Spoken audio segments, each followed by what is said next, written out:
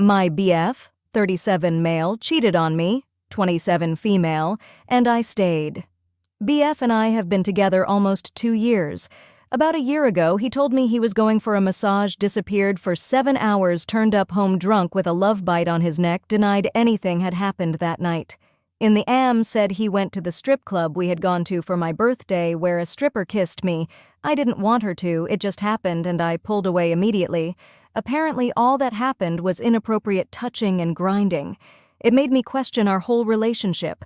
I've uncovered some harsh truths about him since, such as him lying about never cheating on his exes. I feel like our whole relationship's a lie. I've been looking through past messages on his Facebook, etc., and everything I find out gets worse and worse. I've caught him in lies countless times, found a lot of dodgy app signups from before we were together, excessive corn use and addiction to substances. All of these things I obviously didn't know prior or at the beginning. I understand that BF could suffer from addiction, and I know that because of that it causes a person to act in ways that are less than admirable. Since the incident, we've decided to move forward. He stated it was a one-off thing and made efforts to stop drinking, yet this didn't last long. However, has cut down on a lot. He's made effort to try and be better, has given me access to his phone. As far as I'm aware, hasn't cheated since the incident, has apparently stopped watching porn, gets me breakfast in bed, cooks, pays for everything, has given me a salary. I haven't asked for this BTW, has stopped going out and is saving to move us abroad. Yet I find myself expecting the worst, no matter what he does like. There's an ulterior motive, and I question his intentions. I feel hyper-vigilant and feel since being with him I'm a shell of myself. My health and youth are slipping away day by day. Before I met him I was really bubbly, confident and outgoing, and now I feel low, shy, moody and insecure. Every time we argue, he shuts me down and flips it on me. He doesn't really listen to my emotional wants, more on my future wants, e.g. not living in our home country, but he also wants that, so could be selfish reasons. He wants me to look after him, e.g. cook, clean, etc., says he wants to marry me and talks about all these grand plans for the future, and he has followed through on all plans prior, so it's confusing. He's 37 and has had copious girlfriends. I feel he's never gonna get married and I want a marriage and kids. My friends don't like him and I can't talk to them about it. I don't want to tell my parents and I find myself protecting him even though I don't want to. I love him and I don't know what to do. I think he's a narcissist, and maybe I'm being emotionally manipulated, abused every day. I'm in a battle in my head, brains telling me the worst things about him, and my heart can't leave him on his own. But it's really fucking up my health, and I feel I've already wasted so much of my time. It's affecting my day-to-day life. I recently started a new job, and I can't focus to the point where I'm ruminating and focusing on everyone's looks, including my own, because of this whole thing, and I feel so lost. I'm scared of hugs because I'm afraid of disgusting people. For years, I believed I simply wasn't a hugger. I kept my distance, politely declining embraces with a smile, masking the real reason behind my reluctance. It took me a while to admit it to myself. I'm scared of hugs, but not receiving them, giving them. Growing up as a fat kid, I became acutely aware of my body. I felt like a burden, a looming presence that could overwhelm anyone with a simple gesture of affection. The thought of my arms wrapping around someone, my body pressing against theirs, filled me with dread. Would they feel repulsed? Would they secretly wish I hadn't initiated it? I was afraid that my touch would leave an indelible mark of discomfort or even disgust on those around me. Over time, this fear grew into a self-imposed isolation, a barrier I erected to protect myself and others from an imagined rejection. The more I avoided hugs, the more I reinforced my belief that my body was something to be hidden, something that would only detract from moments meant to be warm and comforting. But recently, I've started to question this belief. I've come to realize that maybe, just maybe, my fear has been holding me back from genuine connections, from sharing moments of closeness that are fundamental to human interaction. Maybe my body, regardless of its size, deserves to give and receive love freely, without the weight of self-doubt. So here I am, admitting my fear and reaching out, tentatively, nervously, for understanding.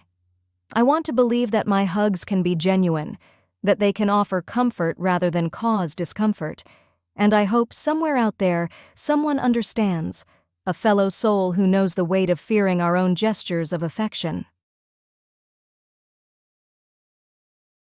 I watched my friend's hand blow off and I'm traumatized.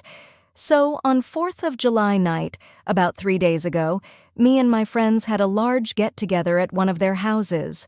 Our friend group is pretty huge, about 30 people, and we are all very tight-knit.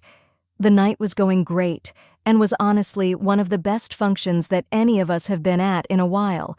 Everyone was drinking and completely vibing with each other.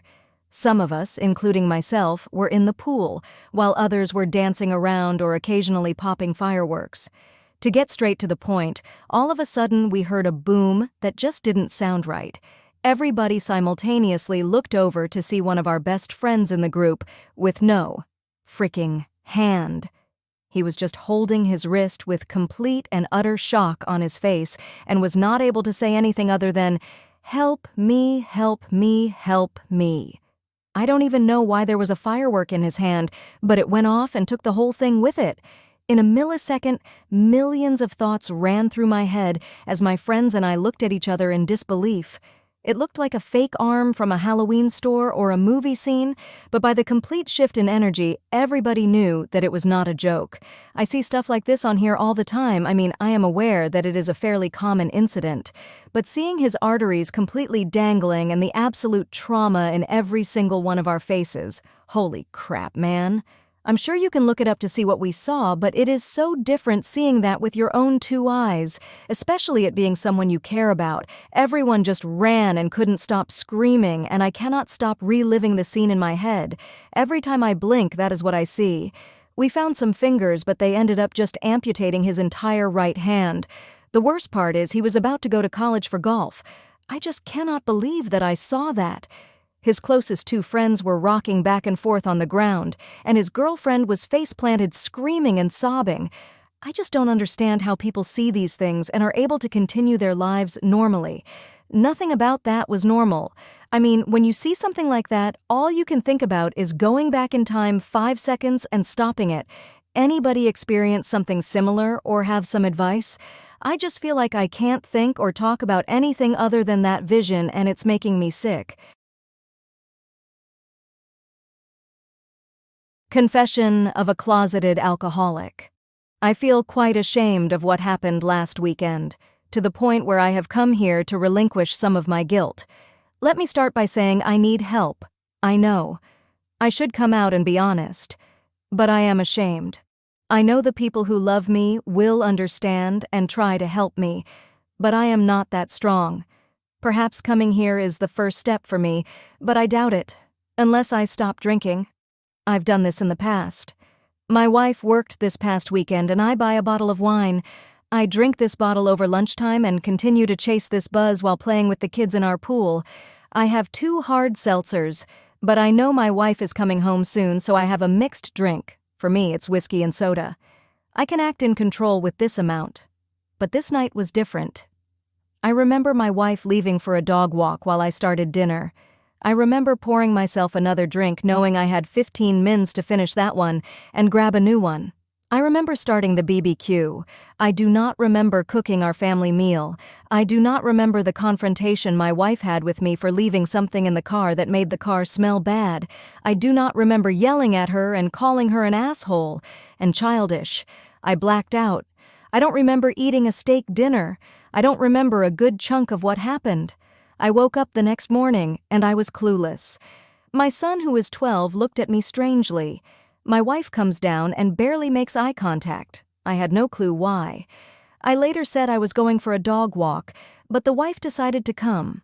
I knew something was up, but I had no memory of what. She asked if I was going to apologize for what happened last night. I had no clue what happened. I just said I was sorry and rubbed her back. She went on to explain, as I did earlier, yelling at her constantly, making the kids afraid, and that she is concerned about my drinking. I didn't say anything other than I was sorry because I couldn't remember any of it. I'm going to lose her and my family if I continue on this path. I am going to take precious years off my life due to this lifestyle. I can't continue, but I fear whatever drives me to drink will always suck me into hiding that one drink so nobody knows I'm drinking again. I recorded my wife cheating on me and I can't stop watching it. A couple weeks ago, I decided I wanted to surprise my wife with a kid-free night out. My parents live about an hour and a half away from us, and I arranged for the kids to stay with them for the weekend. Usually, when I go to my parents', I am gone until later in the evening. We spend all day there and leave around dinner time. This time, I was dropping the kids off and immediately going home so I could surprise my wife, and we could go out as soon as possible.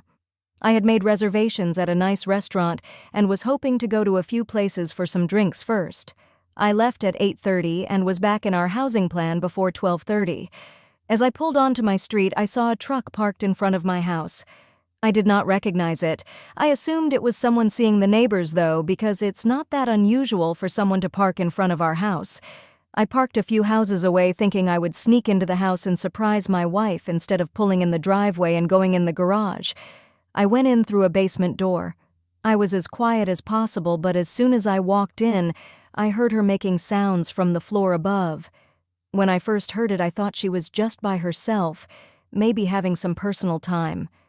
I didn't want to interrupt her privacy and embarrass her, so I was going to go back to my car and just go in the garage so she would know I was home. Then I heard a man's voice. I immediately felt sick. My heart felt like it was going to explode out of my chest. It is hard to describe how I felt in this moment. I decided to go upstairs.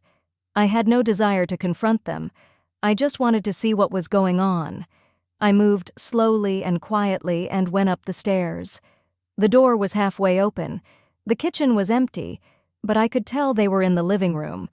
It was obvious what was going on at this point by the sounds. There was no way for me to look in the living room without them seeing me.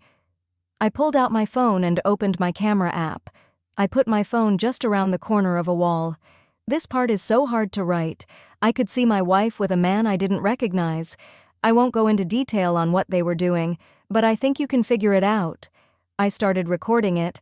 I was thinking that I needed a record of it for whatever I decided to do in the future. I just stood there in my kitchen, watching this all unfold on my phone screen. I felt like I could just scream at any moment, but for some reason I just froze completely. This went on for several minutes.